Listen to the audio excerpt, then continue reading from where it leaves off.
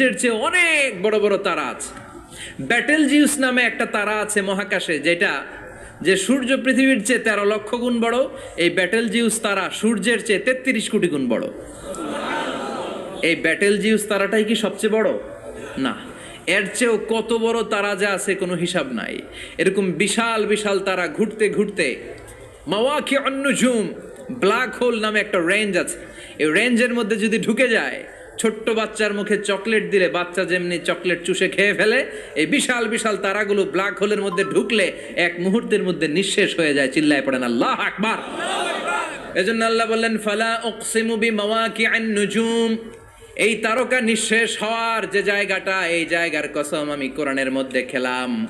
এই ব্ল্যাক হোলের রেঞ্জের ভেতরে তারা আসলে মুহূর্তের মধ্যে নিঃশেষ বানিয়ে দেয় কে?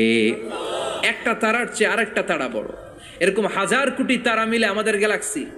এই গ্যালাক্সির নাম হচ্ছে মিল্কি ওয়ে। কি নাম? আমাদের গ্যালাক্সির নাম কি? সবাই বলেন তো। Milky way. কি নাম? এরকম একটা গ্যালাক্সি না, লক্ষ কোটি গ্যালাক্সি আছে। আমাদের গ্যালাক্সির পরে সবচেয়ে কাছের গ্যালাক্সির নাম অ্যান্ড্রোমেডা। কি নাম? এই অ্যান্ড্রোমেডা গ্যালাক্সি আমাদের গ্যালাক্সি থেকে 2.5 মিলিয়ন লাইট ইয়ার দূরে, মানে 25 লক্ষ লাইট ইয়ার। সুবহানাল্লাহ কইবেন না?